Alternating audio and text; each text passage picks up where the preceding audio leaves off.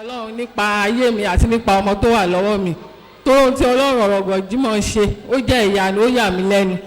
Ìgbà tí ọmọ tí mo bí kí n tó bí eléyìí Ọlọ́run kò ṣe ohun tí ló tún ṣe ohun tó dà bẹ́ẹ̀ nílùú Àkúrẹ́. Mo wá rí i pé Ọlọ́run kò ṣe ohun tí ó tún wà nílùú Èkó tó ń gbọ́wọ́ Prophet Moses ọ̀rọ̀gbọ̀ jímọ̀ ṣiṣẹ́. Torí tí mo bí kí n tó bí eléyìí ilẹ̀ àánú kò ṣe ohun tí mo bí sí. Ìgbà tí mo wà nínú oyún ọmọ ọ̀dọ́ wọn ti ń sọ fún mi pé mo ní fibroid tẹ́lẹ̀ tí n bá lọ hospital pé mo dẹ̀ wà nínú ewu pé tí n bá ń bí ọmọ yẹn ó lè fa kí n bleed to death ní position tí fibroid yẹn wà but wọ́n ń lo cartilage fún mi ni tó ń fi máa kí kó tó bá kú díẹ̀ kí n bímọ máa ń lùsè cartilage yẹn kí n tó lè bí ọmọ so ogun yẹn dìde kò ṣáà wá yé mi mọ nǹkan tí mo lè ṣe but ìgbà tí mo dé sí ìlú Èkó yìí mo wá sọ fún ọkọ mi ò tí ì lóyún rárá pé mi mọ ṣọ́ọ̀ṣì tí máa lọ pé torí kò sí ìjọ tí mo tún lè lọ pé mi kò ṣe ohun títí wà nínú ẹ̀jẹ̀ mi wọ́n wá ní tí n bá gba ọ̀nà bíbẹ̀ wọ́n wá júwe bẹ̀rẹ̀ fún mi pé ṣọ́ọ̀ṣì kan wà ó pé divine call lórúkọ ẹ̀ pé tí n bá lọ bẹ̀ pé máa gbádùn ṣọ́ọ̀ṣì yẹn so ohun tí mo tún dúpẹ́ lọ́wọ́ Ọlọ́run sí ni pé mi ò ṣìjọ ìyà bí ọkọ mi ṣe ròyìn fún mi pé tí n bá dé bíbà pé máa bá ó sì tún jù bẹ́ẹ̀ lọ ó tún ju bí Ọlọ́run kò ṣe ó sì ṣe tún ṣe torí jọ ti máa kọ́ wá àárín tẹ̀yẹ níbi ẹ̀yìn yẹn mo jókòó mo dẹ̀ fibroid yẹn tí ló ti wà lára mi tó ti pẹ́ tó yẹ pé tí n bá fẹ́ tọ̀ at times máa ń tọ̀ ẹ̀jẹ̀ jáde tó yẹ pé ẹ lè wò bóyá omi wà lára ìtọ̀ yẹn ẹ̀jẹ̀ fún ẹ̀jẹ̀ ló máa jẹ́ mo wá wà láàrin ibẹ̀ yẹn àwọn bàbá wa ní Olúwa wa mínísítà wọn làwọn kan wà láàrin wa tó yẹ pé wọ́n ní àìsàn kan lára wọn tó yẹ pé dókítà ti confam ẹ̀ pé ẹni tó bá rí bẹ́ẹ̀ pé kó bọ́ síta ìdọ̀ yẹn ìjọ Wednesday tí mo ṣe bọ́ síta níbi bíbà ẹ̀ níwájú tó ṣe wá mo wá rí i pé wọ́n wá bí mi ni wọ́n dúró níwájú mi báyìí pé obìnrin kí ni dókítà sọ pé ó wà lára ẹ̀ mo wá ní fibroid wọ́n wá na ọwọ́ mo ṣe nawọ́ sí mi látòkè pé gbọ́ọ̀rọ̀ Ọlọ́run ó lu fibroid out kò ju yẹn lọ mi ò ṣubú mi ò ṣe kankan tí mo ṣe wá lọ lẹ́nu yẹn mo wá sọ fún àmọ́ ní wọ́n ti pray fún mi mo ń bọ̀ prayer yẹn pé kékeré pé ṣé èèyàn lè mú fibroid kúrò pé torí mi ò ṣubú ọ̀sẹ̀ ní fibroid they are the word of God out so àtìgbà yẹn àti kí n wá lọ ṣe test ọkọ mi wá ń sọ fún mi pé kí n lọ ṣe test pé Ọlọ́run lo bàbá yẹn pé fibroid yẹn ti máa kúrò bẹ́ẹ̀ tí mi ò fi tọ̀ ẹ̀jẹ̀ mọ́ bọ̀ ẹ̀rù wá ń bà mí ìjọ tí mo wá lọ. excuse me lẹ́yìn ìgbà yẹn fi máìkì yẹn lẹ̀ fún lẹ́yìn ìgbà yẹn ò tọ̀ ẹ̀jẹ̀ mọ́. lẹ́yìn ìgbà yẹn mi ò tọ̀ ẹ̀jẹ̀ mọ́ bọ̀ èmi wò pé bóyá ẹ̀jẹ̀ yẹn tiẹ̀ kúrò ní pé bóyá bí dókítà ṣe sọ̀rọ̀ fibroid yẹn ó ní position tó wà yẹn pé ó lè fa kí n bleed to death ó dẹ̀ máa ń wọ́ọ̀rì mi pé tí bá fẹ́ rìn tí bá fẹ́ lọ tọ̀ gan ọkọ mi máa ń mú mi láti lọ àwọn sísá mi wà níbẹ̀ ẹ̀ tó yẹ kí wọ́n lè testify. sísá ẹ wà níbí. àwọn kan tí mo là kọjá wọ́n wà láàrin. sísá yẹn ń dà ẹ máa bọ̀ this is any testimony tí family bá lè testify is a truth testimony ẹ máa bọ̀ báyìí mà ohun tí sísá yẹn sọ yìí wọ́n sọ pé ẹ lè testify sí pé explain fún kí lẹ mọ̀ nípa sickness yẹn. Yes. lóòótọ́ ni wọ́n ní fibroid tó bá ń tọ̀ ẹ̀jẹ̀ ni wọ́n máa ń tọ̀. ẹ̀jẹ̀. bẹ́ẹ̀ni. ok ìgbà tí wọ́n wá síbi tí a gbàdúrà fún wọn yẹn ṣe mọ̀ ń pa ẹ̀.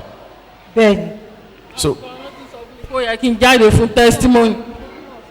tẹ́lẹ̀ ṣùgbọ́n mo wá sọ fún there was a day ten preach ten sọ yìí pé àwọn kan wà bíbá tó yẹ pé Ọlọ́run ṣe nǹkan fún ṣùgbọ́n wọ́n pa á mọ́ra so bí mo ṣe wá gbọ́ mẹ́sẹ̀gì yẹn mo wá pè wọ́n mo wá sọ fún wọn mo wá ní pé ẹ tètè lọ ẹ jáde síta kẹ́ lọ give testimony pé ẹ má pa oore Ọlọ́run mọ́ra wọ́n wá lókè pé àwọn máa wá so ìjọ Wednesday wọ́n wá sọ yìí pé wọ́n tún sọ nǹkan tó jọ bẹ́ẹ̀ pé ṣùgbọ́n ẹ̀rí ọkàn kò jẹ́ kí wọ́n gbádùn. kò jẹ́ kí wọ́n gbádùn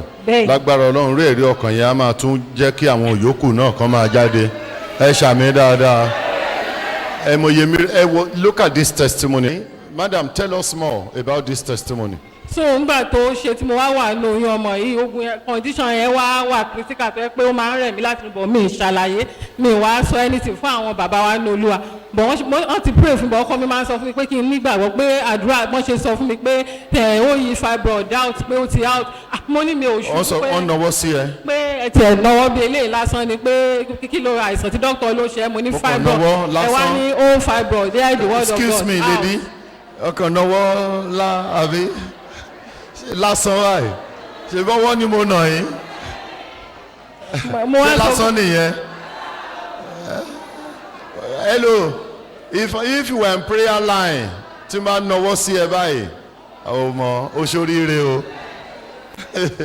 o ọkọ mi ṣàwọn insist pé kí n lọ ṣe test pé máa rí i pé fibroid yẹn ò sí níbi ibẹ̀ so ó wá tó time mo fẹ́ wá lọ ṣe test fún oyún ọmọ yìí fún sacrilege yẹn tán lè lùsẹ̀ the same doctor tó ń ṣe tó máa ní fibroid yìí pé àmọ́ kan tó lè já sí pé kí tètè wá tí n bá rí pọ́ ọmọ mú mi ó wá ń wá gbogbo ikùn yẹn pé this woman I told you have fibroid before mo ní yes ó wá ń wá gbogbo lòun ò rí any traces of fibroid àbí kankan bẹ́ẹ̀.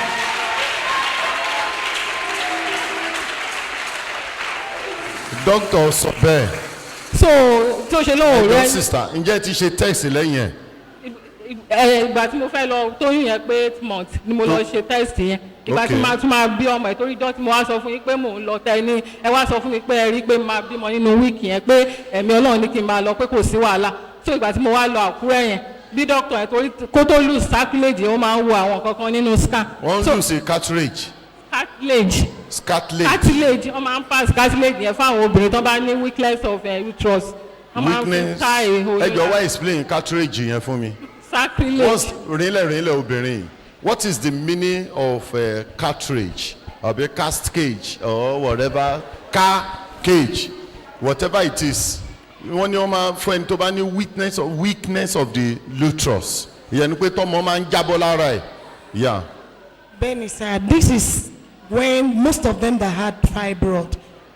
so it's expected that when they want to deliver they will bleed, so in a position like that when they come for clinic, possibly EDD date of the delivery. So meaning you as a doctor need to prepare this. Preparation of anything can happen at that moment of that delivery. So in a case like that, you have to be at alert. So in that case now, when she was in the clinic, according to her, so when the doctor checked on her, he now told her that what he discovered there, it's the baby, not more the fibroid. And according to the result she brought here as well, the result was proving that the baby is there, but we didn't see the trace of fibroid.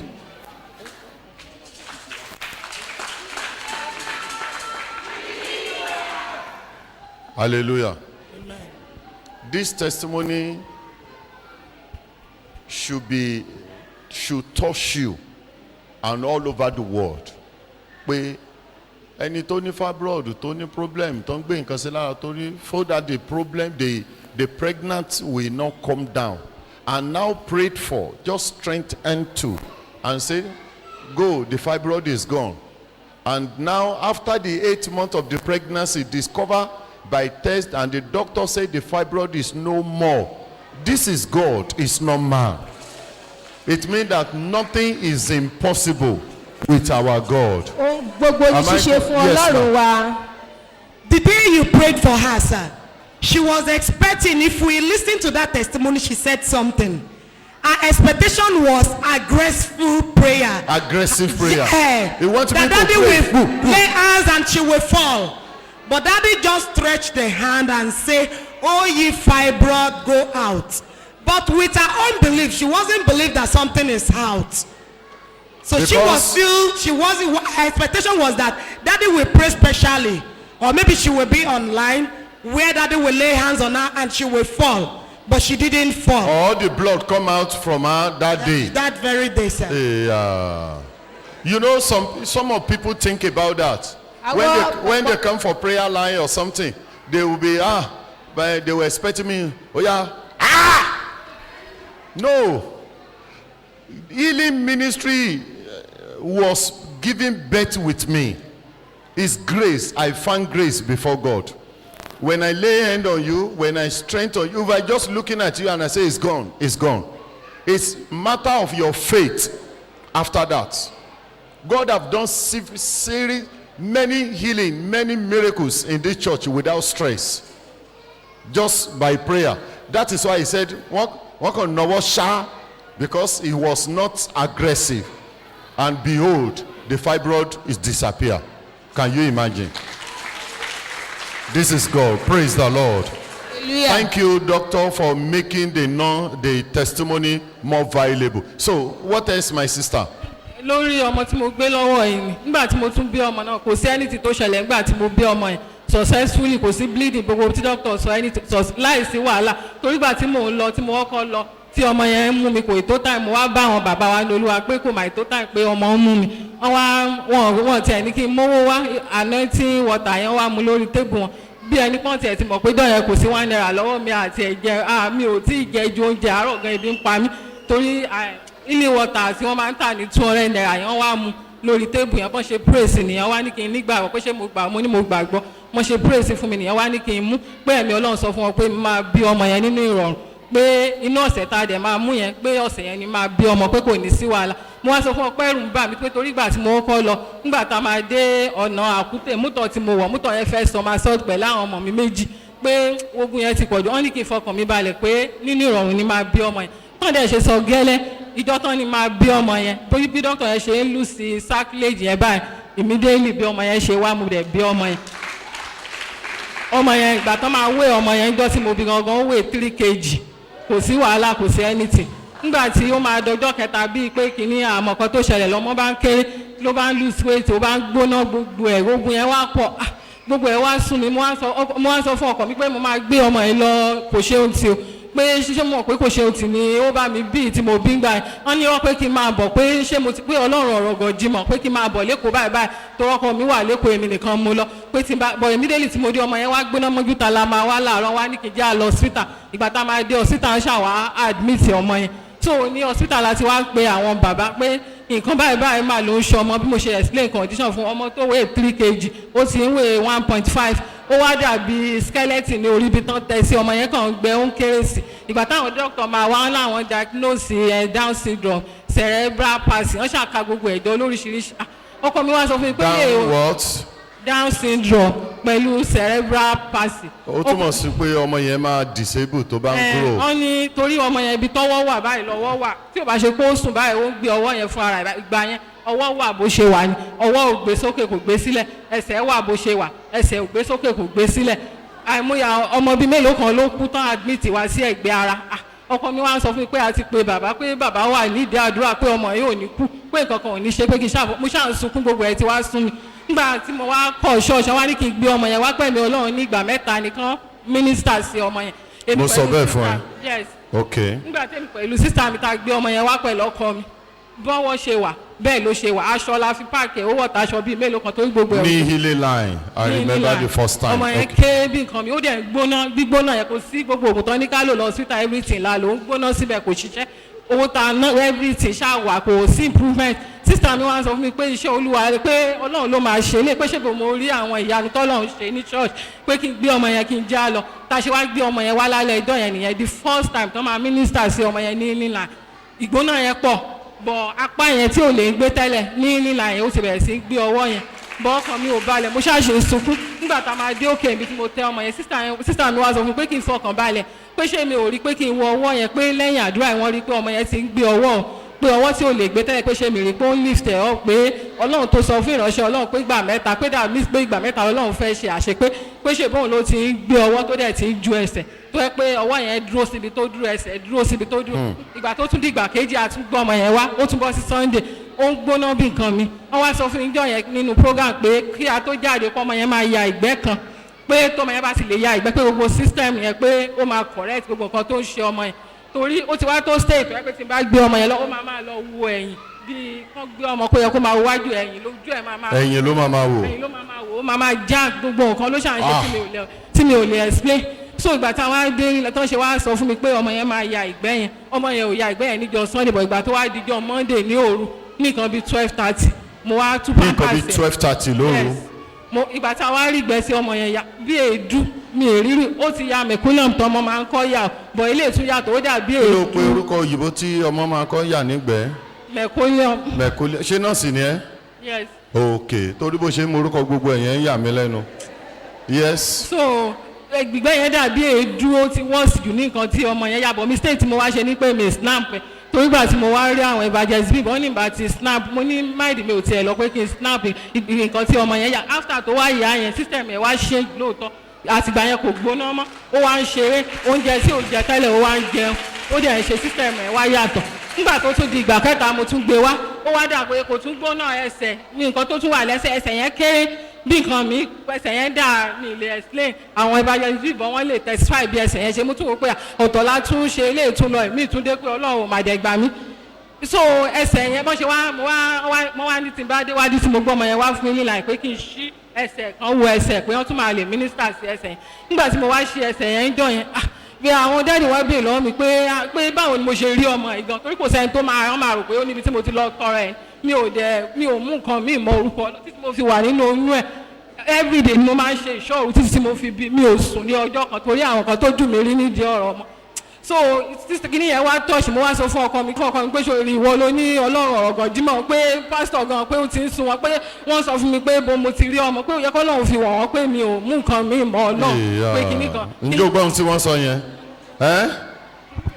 bẹ́ẹ̀ ṣe sọ wọn ò lè sùn mọ́jú ó dùn wọn. báwo ló ṣe bí ọmọ? pé níbo ni wọ́n lọ mo ti rí. pé níbo ni wọ́n lọ wọ́n wá nípa àwọn ọ̀lọ́bẹ̀ òkìní ẹ̀ dùn wọn níjọ́ yìí wọ́n wá ń sunkún èmi mo wá ń kàn sóhun wọn pé kọ́ má rò bẹ́ẹ̀ pé kọ́ ní sùúrù pé wọ́n máa pray fún. Can you imagine now ní ilé náà ní third time mo wá ní bó ló ti rí ọmọ yìí inú wa ń bi ó ń sunkún sórí ńgbà míì ó yẹ kó ní ẹni tí you need somebody that can be encouraging you. If you don't have, you will lost. Thank God that God chose this lady by our side. At times, spiritual matter, tó bá jẹ́ pé everything I see ni mò ń sọ, ẹlòmíràn àti para ẹ̀. Ẹyọ kan ni mo sọ yẹn o, nínú gbogbo tí mo rí sọ́mọ yìí, tó ń bínú tó ń sunkún yẹn o. Tí bá sọ gbogbo ẹ̀ ńkọ́, what will now happen? So that is why at times I keep quiet and I minister straight. Since the power of God is there to settle it, then no more to be talking. So after that, what happened, my sister? mo wá gbé ẹsẹ̀ ọmọ yẹn mo wá ṣí nígbà tán wá rí ẹsẹ̀ ọmọ ẹsẹ̀ yẹn ó sọ òkè bí nǹkan mi wọ́n ṣàn wá pray sí ẹsẹ̀ ọmọ yẹn after prayer. Do you know that third time mo ṣe rántí sìn it's like I'm seeing her for the first time. Gbogbo mo ṣe wà ní prayer line anytime I'm prayer line I don't know you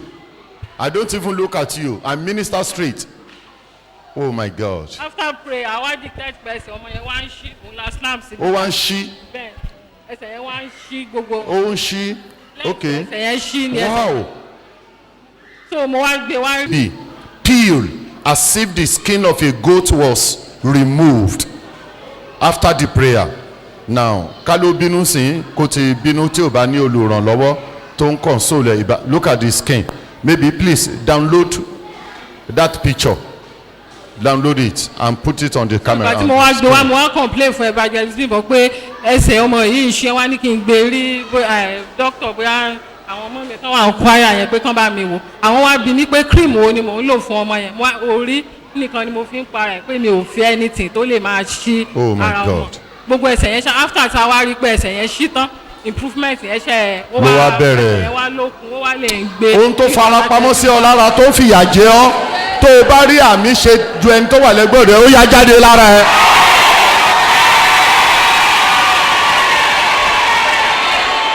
ogun tó fẹ́ máa fi ẹ́ wọ́wọ́ dànù wọ́n ní gbàrà tọmọ yẹn yàgbẹ́ ìtì yẹn lọlẹ̀ everything change now ibo ló ti rọ́ máa gbàdúrà fẹsẹ̀ ọbẹ̀ ẹbẹ̀ sí ń peel look at them and there are changes torí àṣẹ tí ọlọ́run fún mi ọlọ́run ló ní kí n sọ fún polúwa ní ẹ̀mẹ́ta ní kí n gbàdúrà fún ọmọ God told me to pray 3 times before the girl will be fine now after the third time look at the testimony I decree every hidden things in your life in your career that is making you suffer jumping from one place another named and unnamed medically or spiritually as the authority of God is so mightily and irreversible in my mouth I decree come out of you in Jesus name sit down yes. nígbà tí mo wá padà gbé ọmọ yẹn lọ hospital tó bá ti ń wo ọmọ yẹn kí n tó gbé wá fún ìlera yẹn àwọn nurse tó bá ti wo ọmọ yẹn báyìí náà máa ní madam have you take your this baby to hospital pé ṣé mi mọ̀ pé ó lose syndromic ó wà possible lẹ́yìn prayer mo wá ló sì ti bá wa lọ hospital wọn complain bóyá palsy or syndromic àbí kankan ìmọ̀ràn tó ń ṣe fún mi ní pé kí n increase oúnjẹ pé ó lose weight díẹ̀ ìgbà yẹn mo wá cancel mi oúnjẹ tí mo lè rà fún mo wá ṣe ìdè oúnjẹ tí mo ń fún tẹ́lẹ̀ mo wá ṣàn fún lóúnjẹ mi nígbà tí màá padà gbé lẹ́yìn tó ti weigh 1.8 nǹkan mi tẹ́lẹ̀ last week mo sì lọ clinic ó wá weigh 3.5. Olúwa ṣòun ńlá sọ bẹ́ẹ̀ ó yá ìwọ náà sọ síra ẹ ènìyàn ló ti irọ́ ni wọ́n ń pa ó tún máa túṣe ìwọ tó bá mọ orí Ọlọ́run ó dúpẹ́ ó ṣe bàbá tá a bá rí ẹnikẹ́ni bí either the child is here or is far that the devil is troubling you over your children I command the devil to loose his hand. God bless you my sister. Yes. ìgbà tí mo wá ṣàgbé lọ tán wọ́n wá sọ fún mi pé weight ẹ̀ pé ó ti increase wọn complain àwọn gbogbo complain yẹn mọ́ ó dẹ̀ ti ń jẹun dáadáa torí ìgbà tí mo bí yẹn ní àwọn lẹ̀ mọ́lẹ̀ gbogbo ẹ̀ ni mo sọ fún àwọn evangelist bẹ́ẹ̀ bí nǹkan tán ní gbogbo ẹ̀ ni Ọlọ́run máa take care báyìí ọmọ yẹn tá a bá gbé sílẹ̀ ó ti máa ń ro ẹjọ́ àwọn yẹn ti gbé sókè ó ti ń kígbe ó ti ń sọ̀rọ̀ síta tó wọ́n sọ fún mi gbà yẹn kó lè ya pé ó lè ya lódì bí àwọn yẹn ṣe lẹ̀ mọ́lẹ̀ bọ̀ láì gbé lọ gé àwọn yẹn mo wá rí i pé àwọn yẹn ti gbé sókè ó máa ń rojọ́ tá a bá gbé sílẹ̀ ó máa ṣeré so mo yan Ọlọ́run má jẹ́ mi pè é lógo Ọlọ́run sì ò dojú tì mí Ọlọ́run sì ò jẹ́ kí àwọn èèyàn bi mí pé níbo ni Ọlọ́run mi wà gbogbo àwọn tó wà nídìí ọ̀rọ̀ mi tó ń gbógun tì mí tó yẹ pé wọ́n ti ẹ̀ fi mí ṣe yẹ̀yẹ́ ilé bí sísá mi gbà tó ń rọ́mọ lẹ́yìn mi wọ́n ń bi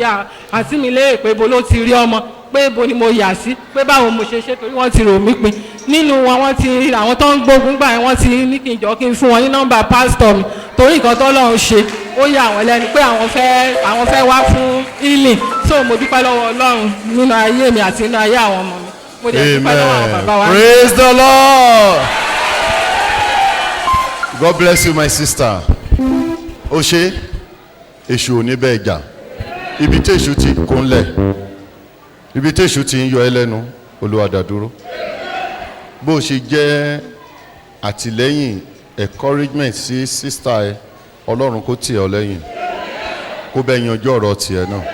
in Jesus name. Kí lorúkọ bébí yẹn má bọ̀. Ìní Olúwa orin ayọ̀.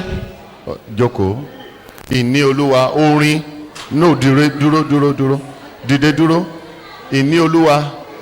orin ayọ̀. Yes. Ò ní sunkún ò ní kọrin ìbànújẹ́